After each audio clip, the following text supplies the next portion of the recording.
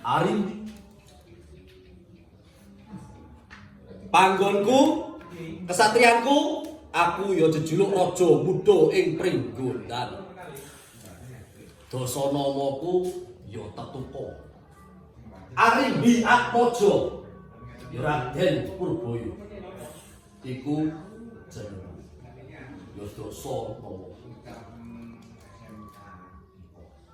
Aku iso mabur mergane duwe senjata pusaka kang diparingi dening Bathara Narada. Nalikane aku isih bayi,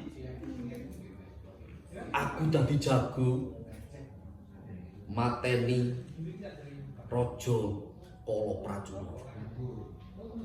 Bayangno, bayi wingi sore nglawan Raja Kalapracuna. Apa ora edan para dewa iku apa ora edan? Apa ora duwe nalar? Bayi wingi sore. Lah nanging aku menang. Raja Kalapracuna mati dening aku.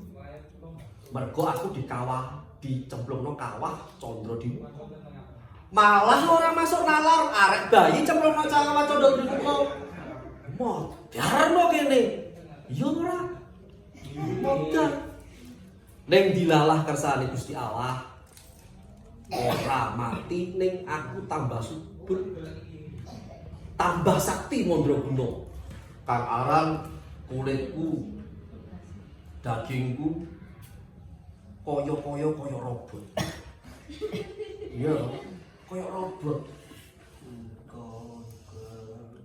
Balung besi kulitku.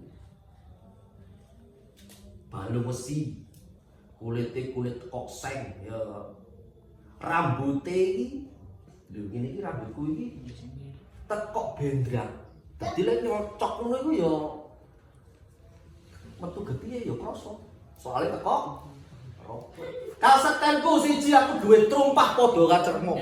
Loro kutang Basunanda. Sing ketelu kasut padha kacermo. Ya iku aku iso mibur tanpa lar, mabur nandi-nandi, ora kademen ya ora kudanan. Ya ingsun Kang aran Raden Gatut